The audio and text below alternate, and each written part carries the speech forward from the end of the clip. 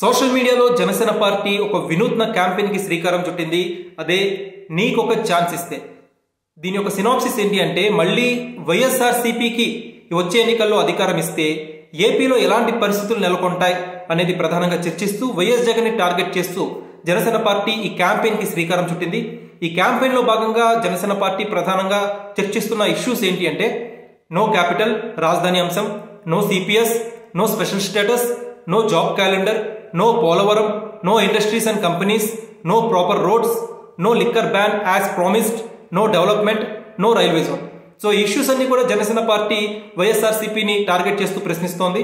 అలానే వైఎస్ఆర్సీపీ జనసేన పార్టీకి దీనికి ఎలా రిటార్ట్ ఇస్తుందంటే, నువ్వు వైఎస్ జగన్ కి మళ్ళీ నీకు ఒక ఛాన్స్ ఇస్తే అని ప్రశ్నించే ముందు, నువ్వు ఒకవేళ గెలిస్తే నువ్వు ప్రజలకు ఏం చేస్తావో ముందు చెప్పు పవన్ కళ్యాణ్ అని చెప్పి వైఎస్ఆర్సీపీ జనసేన పార్టీని ప్రశ్నిస్తోంది. సో ఓవరాల్ గా సోషల్ మీడియాలో AP political parties war start అయిపోయింది. వైఎస్ఆర్సీపీ వర్సెస్ జనసేన, టీడీపీ ఈ పార్టీల మధ్య వార్ కొనసాగుతోంది. అలానే రీసెంట్ గా పవన్ కళ్యాణ్ భీమవరం పర్యటన వాయిదా పడింది. దానికి కారణం అక్కడ హెలికాప్టర్ ల్యాండింగ్ కి పర్మిషన్ ఇవ్వకపోవడమే. సో దీనిపైన కూడా జనసేన పార్టీ వైఎస్ఆర్సీపీపై బగ్గుమంటోంది.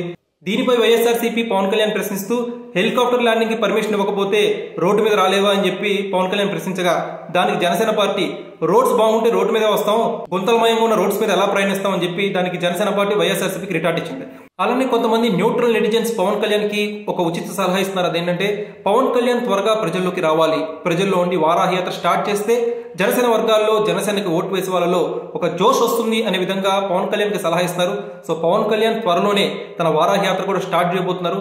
వన్స్ వారాహయాత్ర స్టార్ట్ చేస్తే జనసేన వర్గాల్లో జోష్ ఎలా ఉంటుందని మనం చూస్తాం.